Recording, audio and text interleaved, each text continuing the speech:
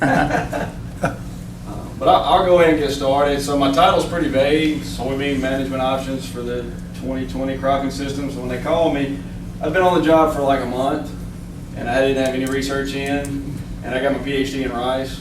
So I left it pretty vague and open. I did it in weed science under Dr. Jason Bond. So I'm gonna talk about some ryegrass issues, beat the dead horse Palmer amaranth, and then touch on some cover crop stuff at the end. So with that, that's kind of give you my outline already. But you know, we're getting into that spring burn down and coming off the fall. The weather stays mild. Palmer amaranth will be up earlier than it was last year, unless we keep everything flooded and wet, which it's setting up to do that as well. Cover crops. We've never been real good at growing them in our weed science program when I work for Jason, so it's a love-hate relationship. So I've got some stuff at the end about the pros and cons of it. So just a little history on Italian ryegrass, why it's such an issue for us, is if you look back from 1987 to up to the current date, there's 1, 2, 3, 4, 5, and I think we've included 6 different herbicide groups that it's resistant to. In the Delta region of the state, in 7 counties, we've documented it resistance to clethodim. Most of our burn down applications got clethodim in it to try to kill Italian ryegrass. We have clethodim. Doesn't work, we've got to resort to paraquat. And we've all seen the fields painted one way with paraquat this way and painted them back this way to try to kill big grass. So that the counties outlined in red in Mississippi is where our glyphosate resistance is spread. I can't remember, Jason, do you remember we had that updated? Well, that's up to date because that's basically where all the soybeans are. Okay. There's a little, I mean, like the 3 counties down there on the coast, obviously there's a little bit of stuff down there, but we've also we don't really see any ryegrass down there to speak of. But, so 70 of the 82 counties? Yeah, that's what about there's 82 counties and that's 70 of them, and probably half of those 12 that are left don't have any row crops in it. Like up there, whatever that county is way up there in the northeast corner. Tishomingo. Yeah, there's like 4 acres of stuff that's not on the side of a bluff. So My wife works for the Department of Ag, and she's from Tennessee and knows more about the county arrangement in Mississippi than I do. So anyway, that's where our glyphosate resistance is spread in Mississippi currently. So if you're growing soybeans, you're growing anything really, you know, you're going to have to deal with it. And some places deal with it differently than others. For us, a lot of ours has come from roadside encroachment, nothing against road people, turn roads, and then getting drug across the field. And I mean, you can watch it over 2 or 3 years. It starts out as a clump here. The next thing you know, it's a carpet from one end to the other. And with years like this and last year, we hadn't had any cold temperatures. So, you know, one thing that we always say is don't spray tillering grass. Well, it's coming out of the ground tillering this year, more or less. So this graph just depicts some data that was done between 2009 and 13. We'll have a big flush of Italian ryegrass right in this time frame, which would be our fall burn down. And then if we hold off and do our spring burn down in this window, we have another big flush of it. So that's kind of where we're wanting to target these applications, and we're still recommending clethodim. Because not all of it's resistant. Like I said, we've just got 7 counties that we've documented, and it's still effective control. If we run out of that, or it doesn't work, or the grass is too big, we can always use paraquat. Spring burn down, what's our issues? Well, the last 2 years it's been shin-deep water. Also ruts from the previous year that are full of water. If we couldn't get in there that fall, Jason got a text message we shared on a lot of presentations last year that says, hey, I've got standing water and thigh-deep ruts. What should I do about my burn down? I don't know. We've never had to deal with that. So, you know, in our favor, it would be nice if everything would go ahead and dry up. I've got friends of mine that farm right there in Washington County that they haven't been able to touch a field in 3 years. So that complex is constantly growing. But, you know, some of the challenges we deal with, the low end of the field, can't get in there and spray. The common thing for the last 2 years is standing water. You know, and it's not only poor drainage in the field, it's just drainage because it ain't got nowhere to go. The rivers stay up, the Mississippi River stays up. And then, you know, wind can always be an issue as well. In the fall, this has been some of our issues. You know, you got to hear and rain or wind or something caught us, so you still got to deal with this side of the field the following year, and then the lovely painting of gramoxone that I talked about earlier.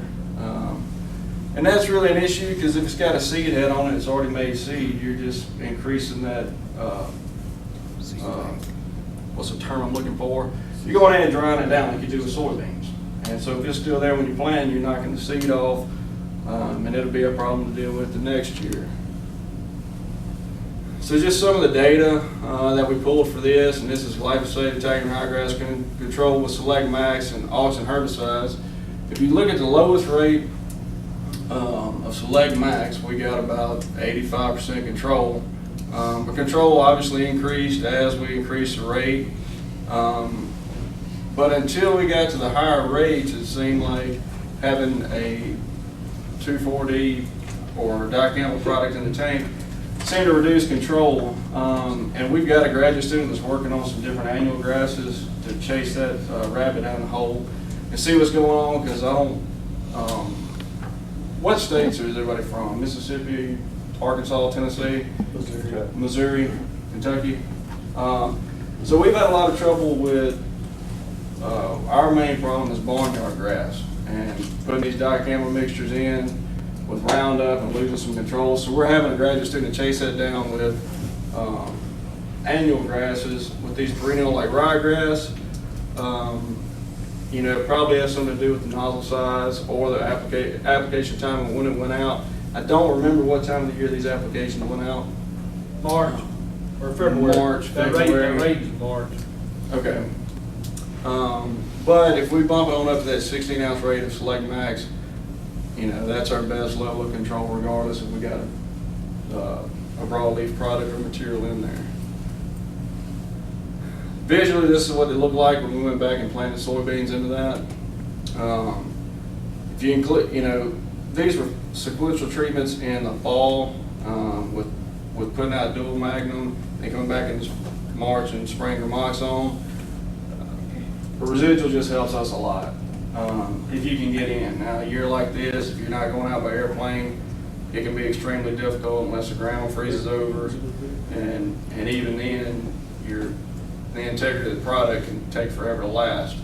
But that's just visually showing the difference of with and without a fall burn down treatment the following spring. All right, so this is the end of the season. And ultimately what it did was a competition from Italian ryegrass. Even though in this picture it was dead, it still held enough material in the ground that it delayed the soybean maturity. So we don't start playing, you're still dealing with it.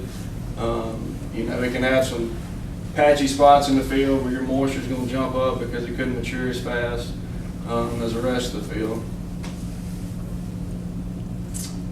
So kind of going back to what I touched on about what's present. Well, this Italian ryegrass plant is dead, but it ain't got a seed head left on it. It's all some nest and it's on the ground. And you know, you can, to Richard's point, it's such a big clumpy earthen plant. You know, it can have a lot of problems with seed placement. Fortunately, soybean can compensate a lot for dealing with Italian ryegrass. Corn, on the other hand, can't. It's one of the main competitors with corn. It can have some pretty detrimental effects on your corn crop. But just keep that in mind if you have Italian ryegrass as a problem. I mean, even though it's dead later in the year, it's still a problem. So just to touch on some of the winter burn down suggestions, you know, a good recommendation is just glyphosate and clethodim, depending on your weed control spectrum. Without Italian ryegrass, you can probably just get away with glyphosate and auxin herbicide, whether it be dicamba or 2,4-D. And we can see what the better range is there, but the best with Italian ryegrass is that glyphosate plus clethodim plus oxalic mixture and a residual herbicide if it doesn't melt the tips. Put 4 modes of action in the tank, that's a high load. And without it, you can get away with dropping the clethodim if your glyphosate weed control spectrum still allows for it. It's not resistant. We're looking at the spring, kind of similar. Glyphosate, it depends. If you've got with and without that fall burn down, it just depends on your weed control spectrum. It kind of follows the same pattern, but then ultimately the best mixture would be to include a residual. We recommend a group 15 herbicide. To my knowledge, our Italian ryegrass isn't resistant to group 15 herbicides in Mississippi. And that also captures your small seed broadleafs as well going into the spring.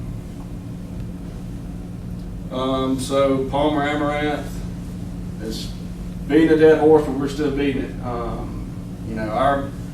It's our number one driver weed in how we grow anything in the Delta, and the way we have to control it has had some negative implications on our rice industry with the amount of paraquat that's going out across.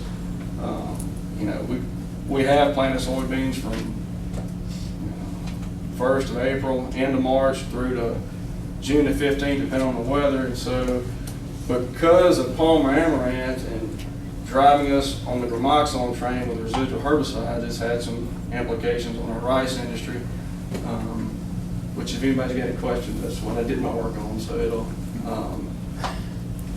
But anyway, it's still a problem. Still going to be a problem. Dicamba is not a one-shot silver bullet. It comes with its own baggage that we've all heard about as well.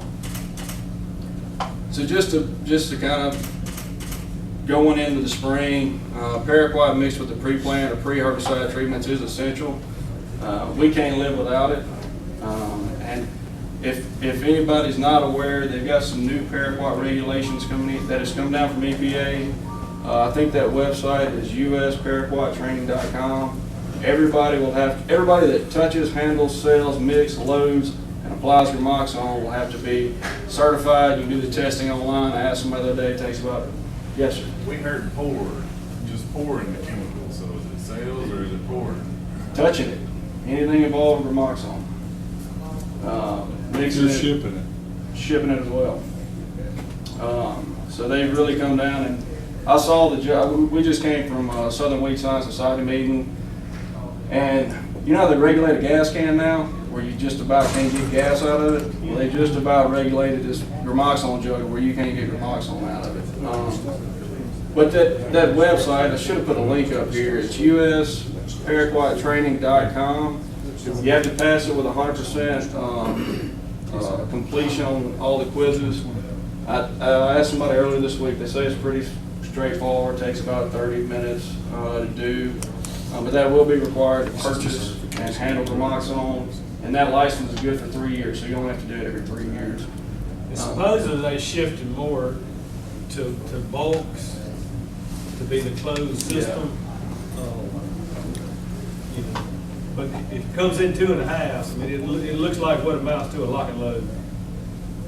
And I don't know what you got to put on the injection port to get it in there. I mean, obviously you got to have something on the injector to get it in the tank. Yeah. And so, while I put that little plug in there while I was thinking about it, just scout for escapes.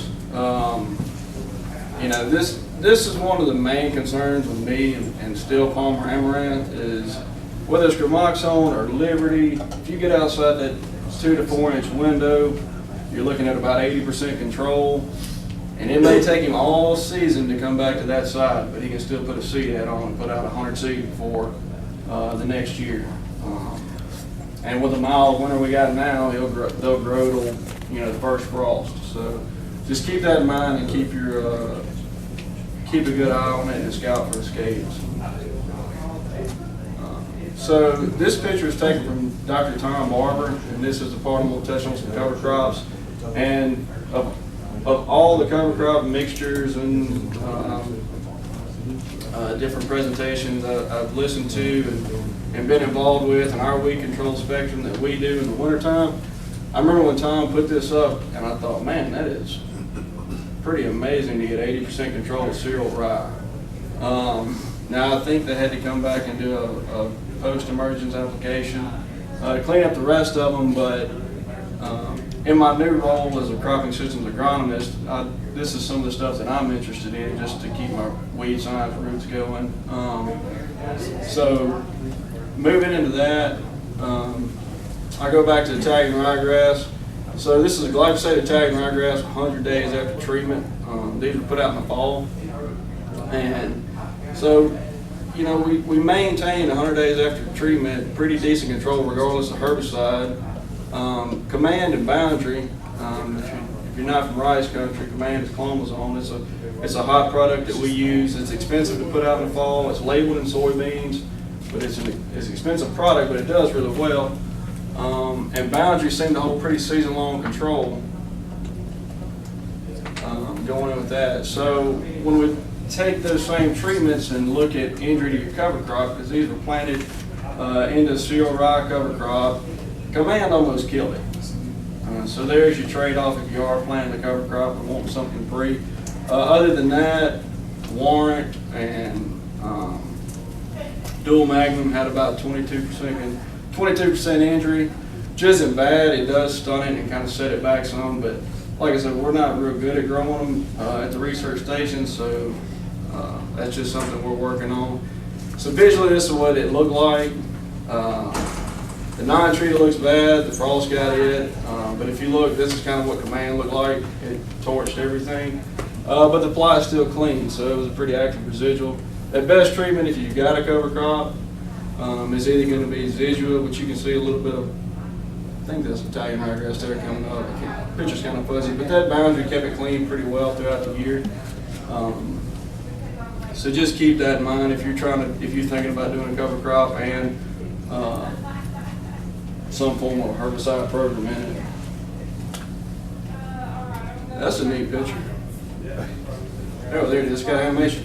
All right, this is Italian ryegrass in a wheat field. All right, so That's wheat and Italian ryegrass. So that wheat was planted as a cover crop, and so you have Italian ryegrass mixed in it. Well, one of the biggest issues that we got about cover crops is when people call and try to kill it. Well, you know, a friend of mine farms in Cahoma County, and he said we put a 4-way mixture of dicamba, gramoxone, Roundup, and Ballard on it, and he still didn't know if he was going to kill it all. And that's an expensive shot before you even put a implement in the ground for the season. So we're working on some of that, the best way to kill it, and doing some timing applications and replant. Well, in the program that I'm starting, that's some of the stuff we're going to look at next year. I started a little too late this year to get anything in the field. But with that in mind, that's some future research that we're going to have going along with some replant stuff. So just to kind of wrap up, spring tillage is going to require multiple passes for tagging ryegrass control. Supply treatments can be effective, it just depends on the amount you got. Target 100% control prior to planting. Manage field board as best you can. Avoid multiple applications of clethodim just to try to save that product. And you know, not to be the bearer of bad news, but we've documented it resistant already, so as prolific as it is and as fast as it can move with implements or just blowing down the highway, it won't take long. And I mentioned it earlier about grass crops that are most susceptible to interference. So with that, I'll take any questions. 5 minutes left, so plenty of time. What Roundup was practically obsolete, layout still. Sir, I'm sorry. But Roundup was pretty much obsolete. It's not completely obsolete because it does its job capturing other weeds. Yes, sir. That's burn. Well, by itself. I wouldn't recommend it going out by itself. Haven't used in the use. It's a good surfactant. Yeah. We can still, in Arkansas, where I'm at, which is heavily right, we can still kill everything with the pig weeds. And we can do lots of fields, the majority is in 85% of our fields, we can do Roundup Flex Star. We are moving toward it less because it's creeping on us, but it's nothing like what you guys are dealing with. Yes, sir. Well, and that PPO deal is another issue that Is it the herbicide? Is it the conditions it went out in? I mean, we've documented it resistant, but it can be finicky as well for us. Of course, nobody knows what the GPA actually going out is, but